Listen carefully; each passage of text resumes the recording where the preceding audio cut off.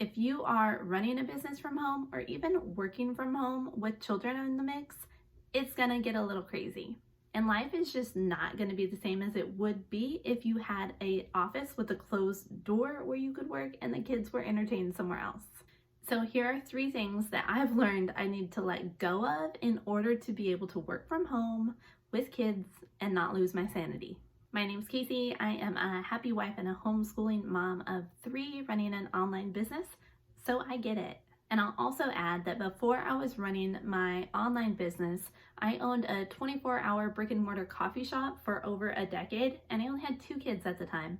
But I will tell you that even as challenging as running a business at home is, it's still not as challenging as having a physical space and employees to manage. So if you have an online business of your own or even an idea to start one, then stay tuned because these ideas will hopefully help you. So not only are we trying to juggle running a business and raising a family, but we're doing it in completely unprecedented times, and there are a lot of unknowns. So this adds a whole nother element of challenge to the mix. So if you're new here, consider subscribing and ringing that notification bell because I'll put out a new episode and resource for you each and every week. Now, the number 1 thing here to let go of is perfectionism. So perfectionism is this idea that we can't release something out to the world until it's perfect. And if you have this, it definitely can be advantageous for some areas, but mostly it holds us back. And here's why this is especially important for mom business owners.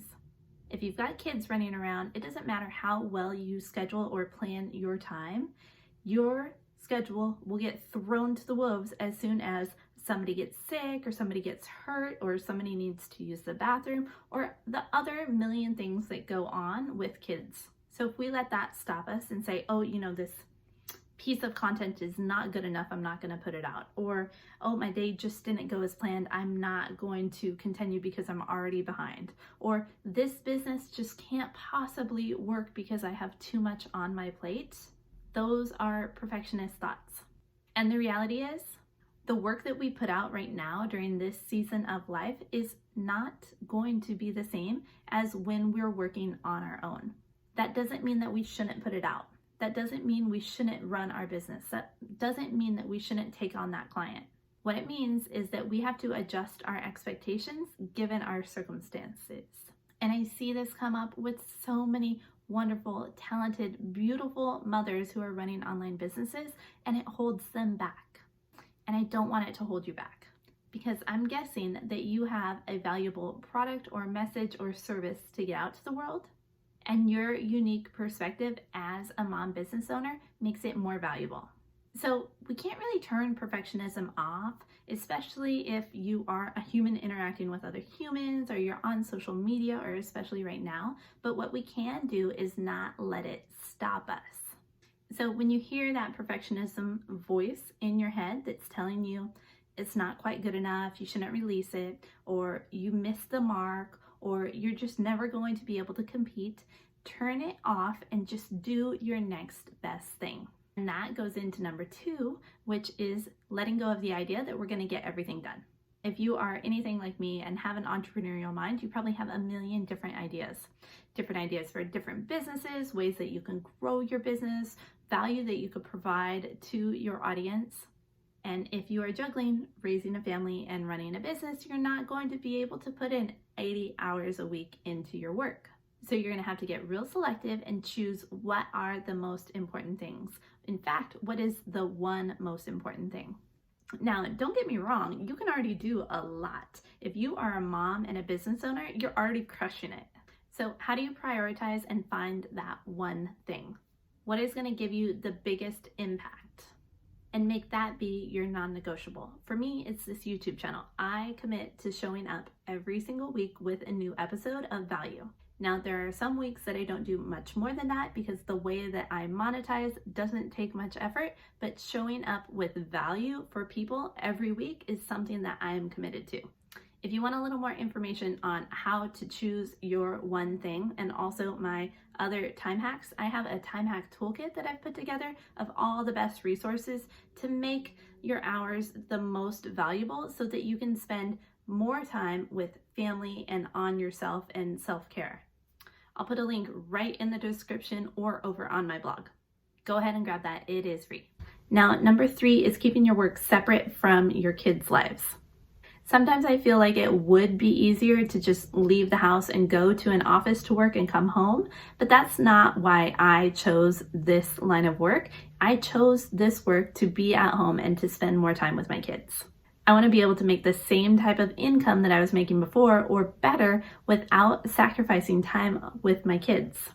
So what that means is they're often involved. They often interrupt, they walk in, they get hurt, I hear them in the background, things happen. So what I found for us that works in order to get the kids to be supportive of your work hours and your business is to tie them into the bigger vision. So what's your vision for the business? Who are you helping? What's the mission? What kind of impact do you have on the world? Or how is it going to impact your family? If you hit a certain income goal, does that mean that the whole family gets to go on a vacation?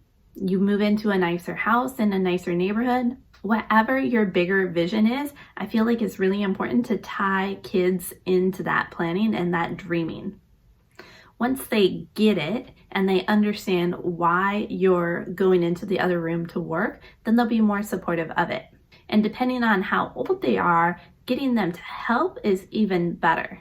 My son's only 5.5, but he has started to use the Over app to create social media graphics, and he's actually pretty good at it. So instead of saying like, oh, you're bothering me, I need to do this on my own, I've just given him a task and we've given him a title in our business. He's now our graphic design manager. That helps him have some ownership of the business, and by integrating the kids into the business, then they can be more supportive of the sacrifice that it takes to get there. Now, when I first came home to work from being able to go away to my office and running my business online, I was a little bit stressed. But what I found is that by letting go of these few things, then I was able to find a way to get the same amount of work done, have more easy relationships with my kids, and we're just all able to enjoy the process a whole lot more. Now, I hope that that's what you find also. So share in the comments below, what kinds of things do you implement in your home and your family to meld the two, building a business and raising a family together? What tools or tips or tricks have you found, and what challenges have you come across in the process? As always, thanks for joining, and I will see you next week.